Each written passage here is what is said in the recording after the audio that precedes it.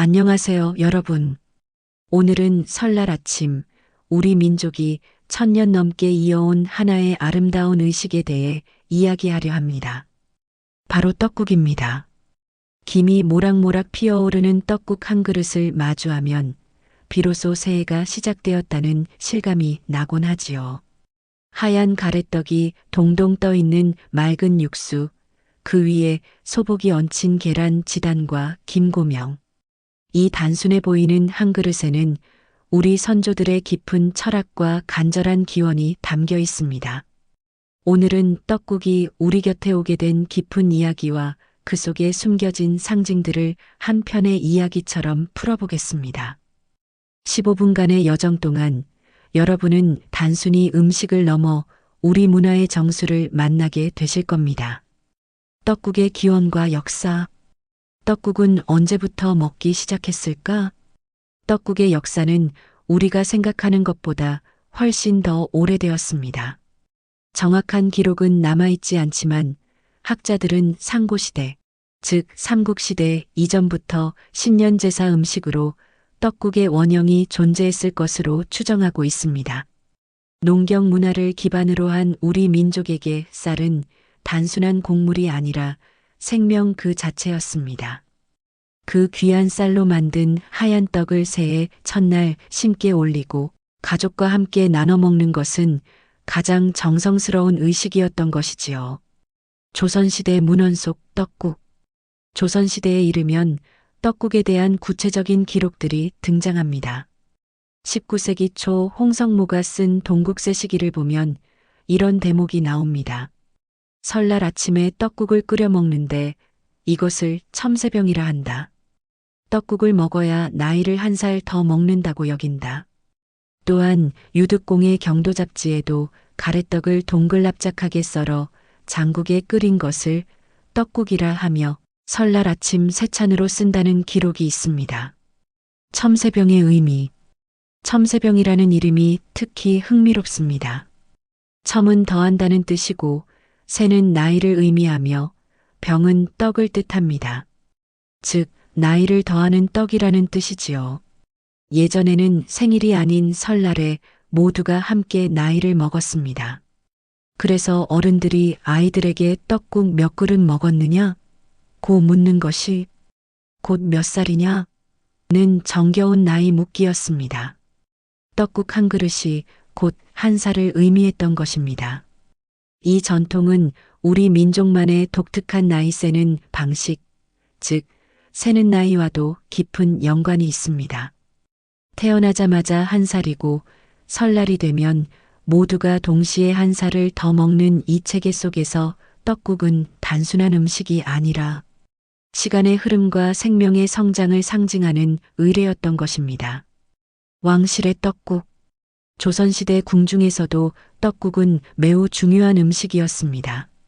궁중 음식 기록을 보면 왕실에서는 설날 새벽 일찍 떡국을 쏘어 먼저 종묘에 제사를 지내고 그 후에 왕과 왕비, 대비전에 올렸다고 합니다.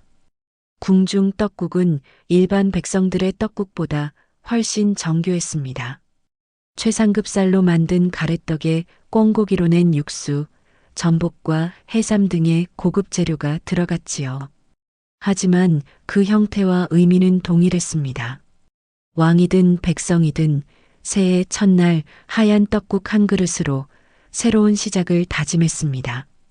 떡국에 담긴 깊은 상징, 하얀색이 가진 철학. 떡국에서 가장 먼저 눈에 띄는 것은 그 순백의 색깔입니다.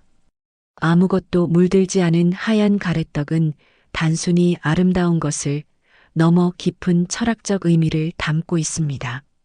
한국의 전통 미학에서 백색은 시작과 순수 그리고 정직을 상징합니다. 우리 민족이 예로부터 백의 민족이라 불린 것도 이러한 백색에 대한 선호와 무관하지 않습니다. 떡국의 하얀 떡은 지난해의 묵은 때를 깨끗이 씻어내고 순수하고 정갈한 마음으로 새해를 맞이하겠다는 선조들의 겸손한 다짐입니다. 마치 하얀 도화지 위에 새로운 그림을 그리듯 새해라는 빈 캔버스에 아름다운 한 해를 그려나가겠다는 의지인 것이지요. 유교 문화가 깊이 뿌리내린 조선시대에는 이러한 청백의 정신이 더욱 강조되었습니다. 관리가 되면 청렴결백하게 살기를 다짐했고 선비들은 깨끗한 마음과 정직한 행동을 최고의 덕목으로 삼았습니다. 설날 아침의 하얀 떡국은 바로 이러한 청백의 정신을 되새기는 의식이었습니다. 기리에 담긴 장수의 기원. 가래떡을 만드는 과정을 보면 또 다른 의미가 드러납니다. 떡시루에서 쪄낸 뜨거운 떡을 길고 길게 뽑아내는 것, 이것이 바로 가래떡입니다. 이렇게 끊기지 않고 길게 뽑아내는 행위는 무병장수를 기원하는 마음이 담겨 있습니다. 가족 모두가 떡 가닥처럼, 국수 가닥처럼 길고 건강하게 살기를 바라는 간절함이 그 긴 떡 속에 녹아 있는 것이지요. 특히 노인들은 떡국을 먹으며 올해도 이렇게 건강하게 떡국을 먹을 수 있어 감사하다고 하셨습니다. 그만큼 떡국 한 그릇에는 생명의 연장과 건강에 대한 깊은 염원이 담겨 있었습니다. 동그란 모양 속 재물의 기원. 긴 가래떡을 동그랗게 써는 이유도 매우 흥미롭습니다. 이것은 옛날 화폐였던 엽전의 모양을 본뜬 것입니다. 엽전은 둥근 형태의 가운데 네모난 구멍이 뚫려 있는 동전이었습니다. 떡국에 떡을 동그랗고 납작하게 써는 것은 바로 이 엽전을 상징하는 것으로 새해에는 집안에 재물이 넉넉하게 들어와 풍요로운 삶을 누리길 바라는 기복의 의미가 담겨 있습니다.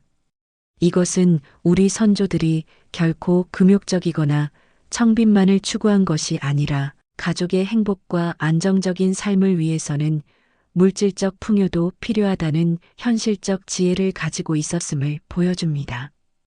떡국 한 그릇에 담긴 인생의 소망. 정리하자면 떡국 한 그릇에는 인간의 가장 본질적인 세 가지 소망이 모두 담겨 있습니다.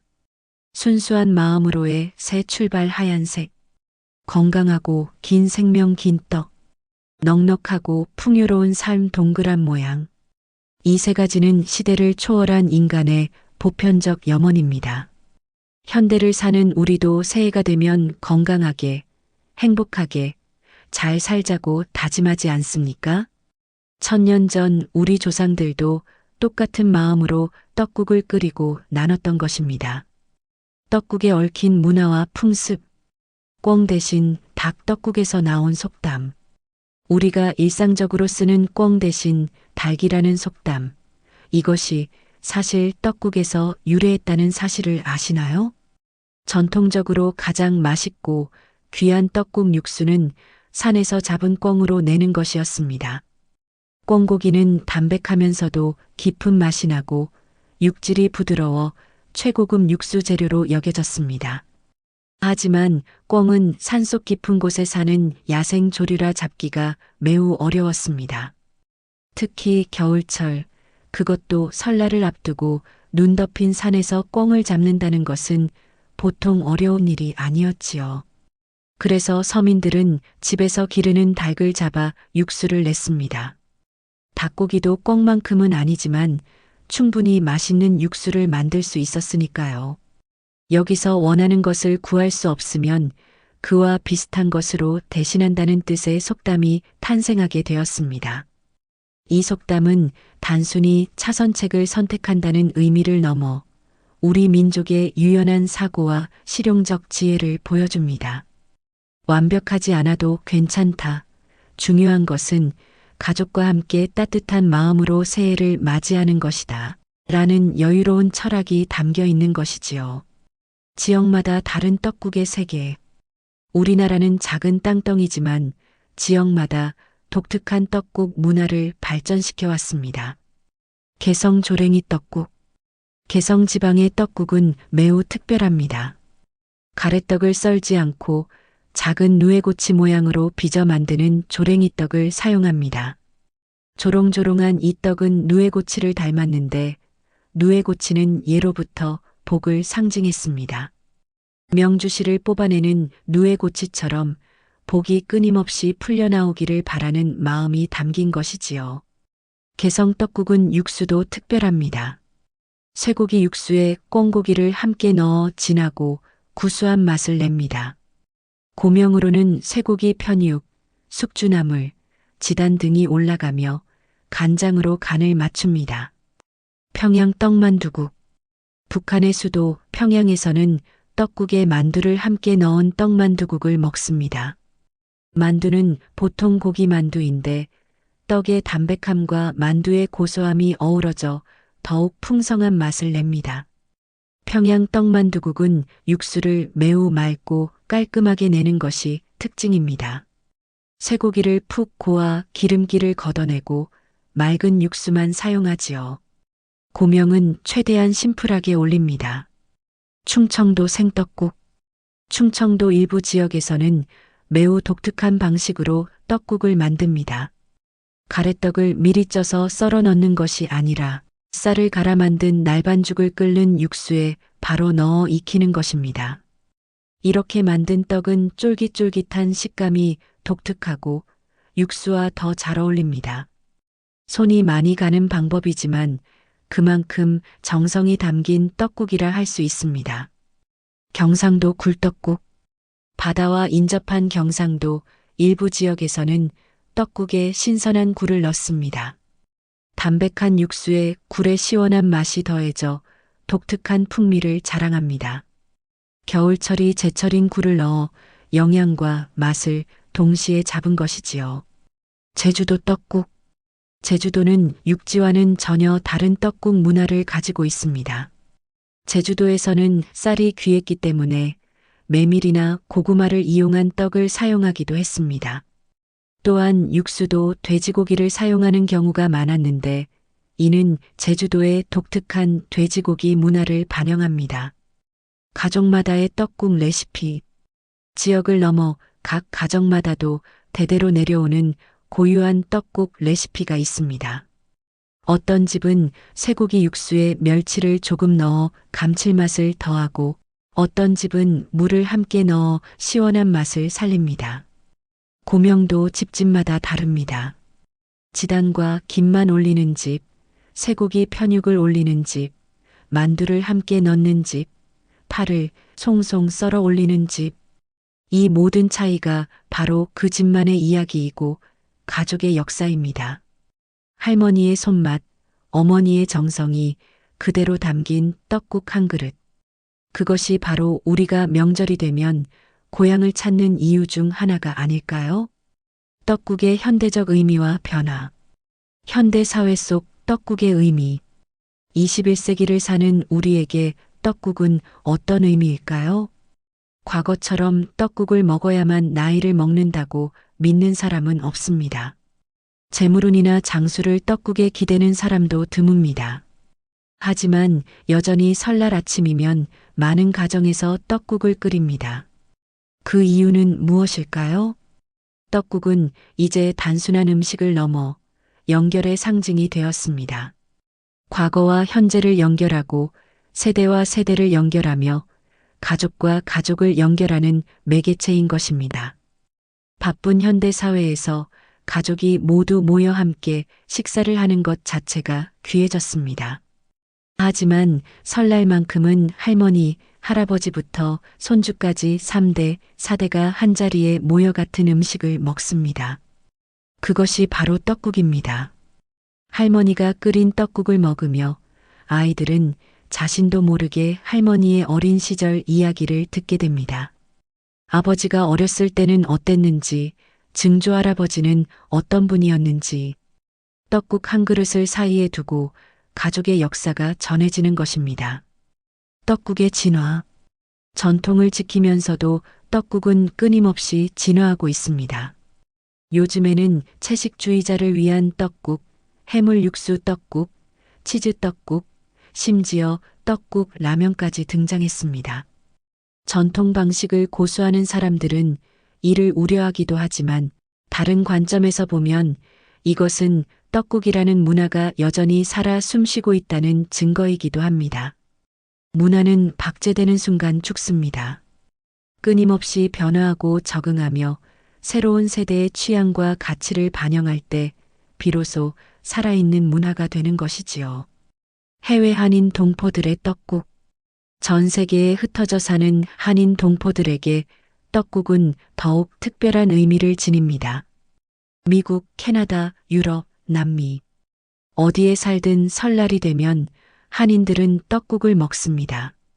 가래떡을 구하기 어려운 곳에서는 직접 떡을 만들기도 하고 한인 식료품점을 몇 시간 운전해서 찾아가기도 합니다.